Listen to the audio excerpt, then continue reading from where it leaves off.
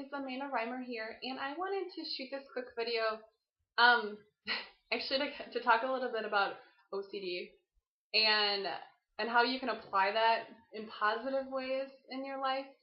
And I mean, I've never been diagnosed with OCD, obsessive compulsive disorder, if you don't know what that is. But I always joke that I have some OCD tendencies because I have seen shows and it is, and I don't mean to poke fun at it because I know it can be very serious for some people.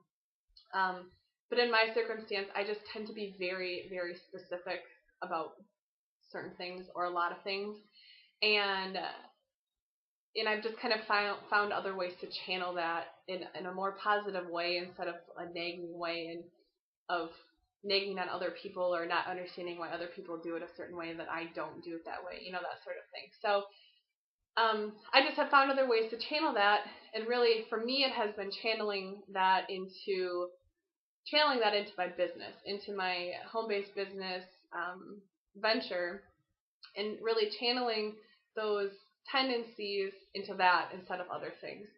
For example, it would annoy the heck out of me the way that my roommate and my best friend, she's the same person, puts dishes into the dishwasher, or the certain way that she does things around the kitchen, or when I go home and my parents have their house a certain way. That it's just silly stuff.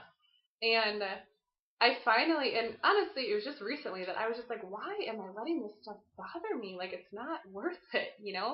Why am I letting this silly dish, like, affect my attitude for the day type of thing? And so I've been able to kind of channel those tendencies and those, like, obsessive, like, why are you doing it like this? Why are you doing it like this? Into my business to say, I'm focusing my energy there, and to say, maybe I am a little obsessive about my blog post. And yes, I do know I try to make it look too perfect.